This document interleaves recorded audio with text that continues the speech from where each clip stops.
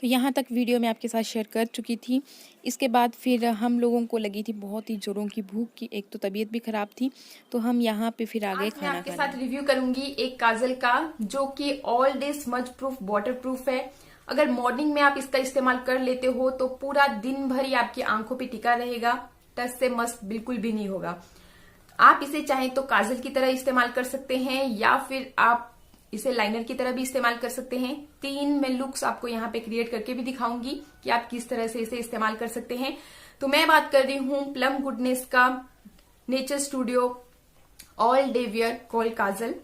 तो देखिए पैकेजिंग की बात बताएं तो इस तरह की पैकेजिंग में ये मुझे रिसीव हुआ है और ये इस तरीके की एक पेंसिल है जैसा कि अभी आप देख रहे हो।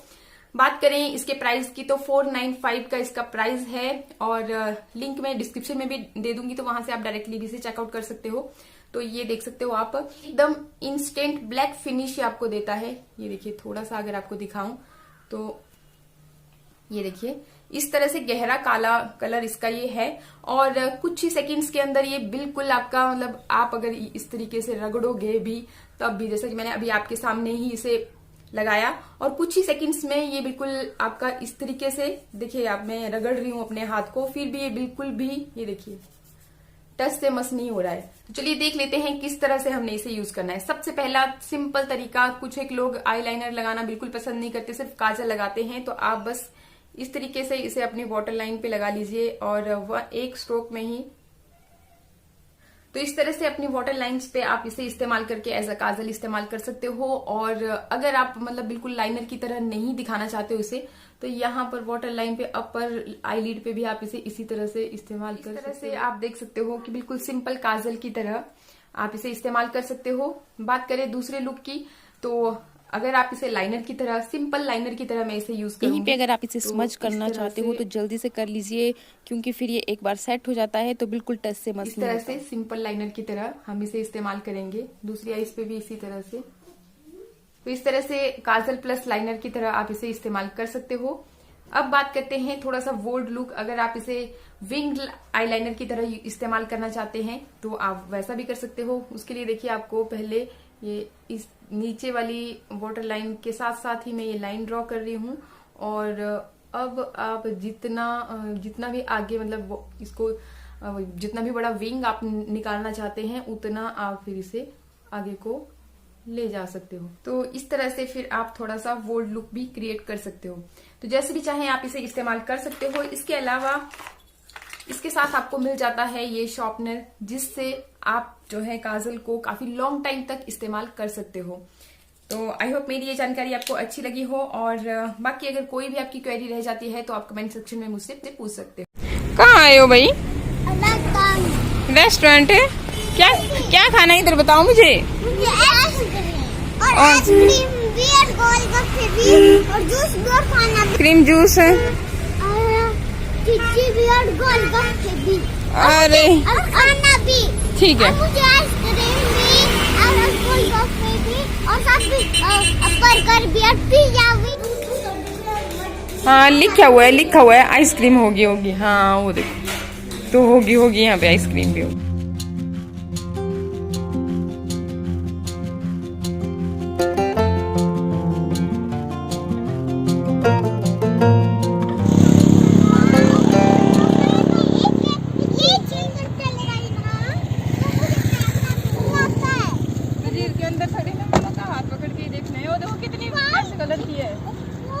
देखो जल की मुर्गी, देखो जल की मुर्गियाँ, देखो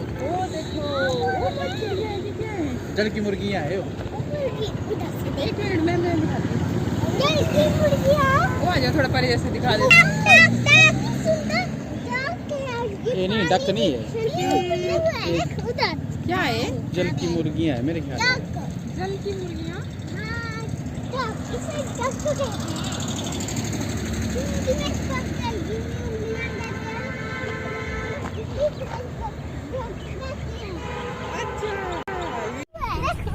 क्या है? जल की मुर्गियाँ इसे डक कहते हैं, हिंदी में इसको जल की मुर्गियाँ कहते हैं और इंग्लिश में इसको डक कहते हैं। अच्छा हिंदी में और इंग्लिश में सब में बताया मिट्टू को।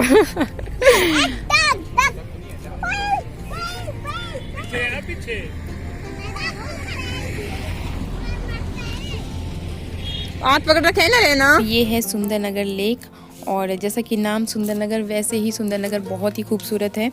और इसी लेक से होते हुए फिर आगे को एक शॉर्टकट रास्ता है हमारे घर की तरफ को, तो वो कलघर की साइड निकलता है। तो बस वहीं से फिर होते हुए हम यहीं से आगे को निकल गए।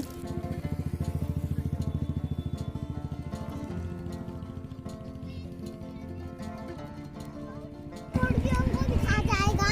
अच्छा, कौन खा जाएगा? कौन खाएगा? पहले तो इसके नीचे जो लगी है तो मुर्गियों को भी खा जाएगा। अरे बैल नहीं खाते बेटा मुर्गियाँ, ये सिर्फ घास खाते हैं। वो गोता लगा घास खाते हैं। वो देखो गोता लगा दिया। मिट्टू बोलता है ना गोता, वो ऐसे लगते हैं गोते। वो देखो वो ले आई वो कुछ। वो निकल गई, मछली लेके आ गई अपने लिए।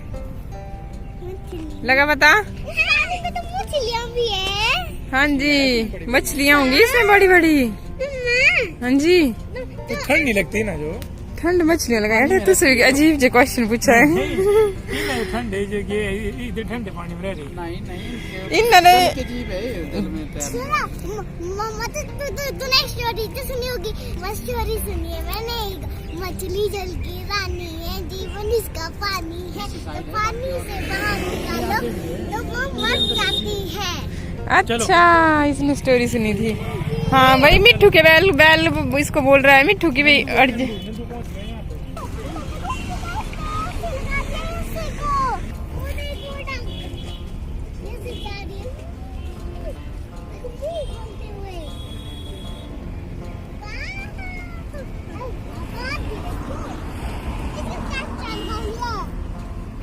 तो जैसा कि मैंने आपको बताया कि यहीं से आगे निकल जाते हैं फिर हमारे घर की तरफ को, और शॉर्टकट रास्ता है। और वो जो शॉर्टकट रास्ते वाला जगह है ना, मतलब व्यू बहुत ही ज़्यादा प्यारा है। लेकिन मेरी तबीयत बहुत ख़राब थी, इस वजह से मैं फिर कुछ भी चीज़ें कैप्चर नहीं कर पाई। तो ये थोड़ा सा अगर झलक दिखाऊं तो इस तरह से पूरा जंगल वाला एरिया है। और ये देखिए, मतलब मेरी तबीयत ना इतनी ज़्यादा ख़राब थी कि बार बार गाड़ी रोक रोक के मैं इनको बोल रही थी कि रुक जाओ। फिर पता नहीं क्यों ज़िंदगी में पहली बार इतनी ज़्यादा वॉमिटिंग मुझे हुई थी। तो यहाँ पर भी फिर पानी था, तो मुंह हाथ मैंने फिर से धुले ताकि थोड़ा रिलैक्स फील करूँ, और फिर दोबारा हम चल पड़े घर की तरफ। तो यही मान के चलिए कि ये दिन ना, मतलब जान मेरी बड़ी मुश्किल से बची है, ऐसा फील हो रहा था उस टाइम पे, क्योंकि इतने बुरे हाल हो रखे थे। बस जैसे तैसे आज के दिन घर पहुंच जाऊं, और आज के बाद गाड़ी में कभी सफ़र नहीं करूँगी। तो बस जब हम घर पहुंचे तो मम्मी पापा घर पे आए हुए थे, और वो तो शुक्र है फिर मम्मा ने खाना वगैरह बनाने में हेल्प कर दी। और ये अपने साथ साग भी लेके आए हुए थे, तो वो मैंने रख दिया, और मम्मी अभी आटा गूंद रहे थे। ये बन गई करारे थे, बीच से भी बनाओ। ये तंदूरी बन गई। नहीं, हाँ, बीच से भी करारा खा लो तुम। हाँ, तुम खा भी लो तो। नहीं, मिठू ऐसा करो, घी के साथ खाओ। ठीक है, ठीक ठीक है। सुनो, घी के साथ खा लो रोटी, है ना मिठू? उल्टियाँ वाली घी ने खाई नहीं ना, मक्खन नरम हो जाए। लो तेरी पसंद नहीं, फिर नहीं खाते कोई आया। तो मैंने सब्जी काट के दे दी और मम्मी ने फुलके बना दिए। यहाँ पर फिर पतिदेव और पापा आग भी सेक रहे थे, तो मैंने इनको ये टास्क दे दिया कि आप साथ साथ में इसमें ये सब्जी भी डालते चलिए तो बनती जाएगी। बस यहाँ पे फिर बातें चली हुई थी। डैडी जी को हम लोग याद कर रहे थे। डैडी जी बहुत बार बोलते थे, बुलाते थे मम्मी पापा को घर की रात के लिए आइए, पर इनकी भी अपनी मजबूरियाँ होती थी। घर का काम काज, ज़मीन आपने देखी तो है, तो नहीं फुर्सत मिलती थी। डंगर भी पाले हुए हैं, तो कभी हुआ ही नहीं। डैडी जी बहुत बार बुलाते थे, लेकिन कभी नहीं हुआ ऐसे कि ये शाम के लिए आए। तो बस वही चीज़ें हम लोग बहुत मिस कर रहे थे, और ख़ुद ये भी रियलाइज़ कर रहे थे कि कभी आना हो ही नहीं पाया, और आज आए हैं तो कैसा वक्त है। तो बस इस तरह से हम बहुत ही भावुक भी हो रहे थे, बहुत यादें आ रही थी, मतलब जो भी पीछे की थी। डैडी जी फट से चले जाते थे, मतलब जब भी पापा वगैरह हम लोग कभी भी मायके जाना होता था तो हमेशा साथ में हम लेके जाते थे, कभी अकेला नहीं छोड़ते थे। कई बारी डैडी जी मना भी करते थे कि बोलते थे कि त्योहारों के टाइम पे बस लड़कियों का होता है और कुड़ुम नहीं जाते भी। लेकिन मैं नहीं मानती थी कि नहीं आपने चलना ही है, तो मेरी बात कभी टालते भी नहीं थे। सीरियसली इतनी यादें हैं ना कि मैं क्या ही बताऊँ। मुझसे बहुत ज़्यादा किस्मत वाली थी मैं, जो डैडी जी की तरह ससुर मिले थे। कभी भी उन्होंने मुझे ये एहसास ही नहीं होने दिया कि मैं उनकी बहू हूँ। तो अभी ये भी लगता है कि बहुत बदकिस्मत हूँ जो भगवान ने इतने जल्दी हमें ये दिन दिखा दिया। कुछ पहले बिल्कुल भी मतलब अगर कोई बीमारी होती तो हम दिल को तसल्ली दे देते कि चलो बीमारी थी, वो बीमारी जान लेगी। कुछ भी नहीं, कुछ भी नहीं, बिल्कुल सपना जैसा लगता है, बस बहुत बुरा भयानक सपना। तो क्या करें, मतलब कुछ समझ में ही नहीं आता। जितना भी कोशिश करते हैं ना कि बस आज से ज़्यादा नहीं सोचेंगे, तो उतना और यादें आती हैं, उतना ज़्यादा और ज़्यादा तकलीफ़ होती है।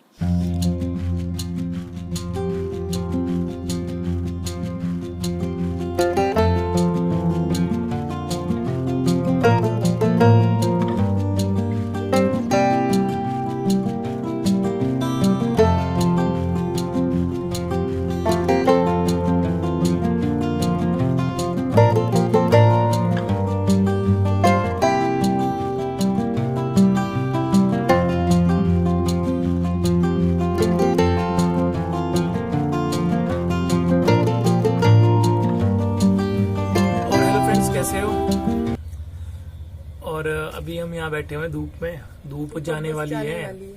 और एक्चुअली वो क्या नाम, दिन कैसे बीत जाता है कुछ पता नहीं चलता। मैं सीरियसली बोलूँ ना, कब कहाँ क्या हो गया। मतलब कोई एक तो बात करने वाले आ जाते हैं ना, थोड़ी देर उनके साथ है और यहाँ पे अच्छी खासी धूप भी लगी होती है, तो दिन यूं ही निकल जाता है, पता ही नहीं चलता। अभी जैसे सूरज वो देखो पीछे बस अस्त होने ही वाला है, मतलब थोड़ी सी देर रहेगी धूप। और मतलब वो मेरे सास ससुर जी आए थे रात को, तो उनके साथ थोड़ी देर बातचीत की। तो बस वो जिससे बातचीत कर रहा था तो वैसे मुझे डैडी की याद आ गई कुछ बातों पे ना। तो जैसे डैडी जाते थे हमारे साथ में वहाँ पे ना, तो वो ना बड़े भारी बहुत आदर खातिर करते थे डैडी की। तो डैडी बस यही बोलता था कि यार मेरे ऊपर कर्ज रह गया है। कर्ज मतलब कि उनके बोलने का मतलब ये था कि यार मैं तो आता हूँ, आप बहुत मेरे आदर खातिर करते हैं, रिस्पेक्ट करते हो, और आप भी कभी आओ और आपको मुझे ही मौका दो। तो फिर वो भी बिजी रहते थे, वो भी नहीं आए। और देखो अब आ जाए तो डैडी है नहीं। वही मैं उनको बोला देखो कि हमेशा डैडी बोलते यार कर्ज क्यों कर रहे हो मेरे ऊपर। तो फिर अब वक्त कैसे बदल जाता है कोई पता नहीं है। आज हम हैं, क्या पता कल क्या हो जाए, कोई पता ही नहीं चलता। डैडी की जाने के बाद तो ना मुझे तो जैसे भी जिंदगी से विश्वास ही उठ गया है। मैं ना इतनी ज्यादा डर गई हूँ रियली, आपको बात बताऊं, इनको भी ना जाने नहीं देती बाहर। ये चलते हैं ना कहीं भी तो मना करती हूँ कि नहीं जाना ही नहीं।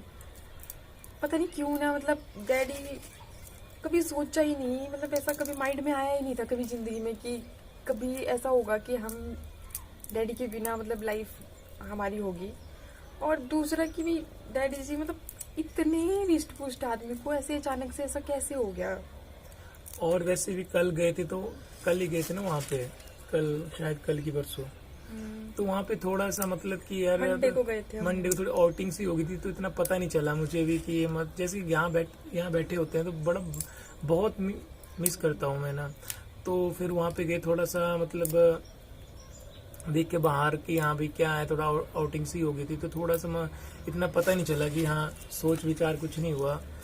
और बस फिर घर पे आ गए तो वही सूनापन रहता है यहाँ पे, अजीब सा लगता है, बहुत अजीब सा लगता है मुझे तो यार। मैं तो बोल नहीं सकता क्या बोलूँ मैं क्या नहीं बोलूँ, बस वो डैडी की बातें रह गई हैं। तो बस फिर आज के ब्लॉग की बस यहीं पे एंडिंग कर रहे हैं। रियली बात बताए ना, तो आपके साथ बात करके, यहाँ वहाँ की बात सुना करके दिल का थोड़ा बोझ और हल्का हो जाता है, सच बात है ये। और जब आपके कमेंट्स देखते हैं ना तो बहुत अच्छा फील होता है कि देखिए हमारी फैमिली हमारे साथ है, कितना सपोर्ट करती है। और सीरियसली डैडी जी की कमी को आप लोग पूरा कर रहे हो।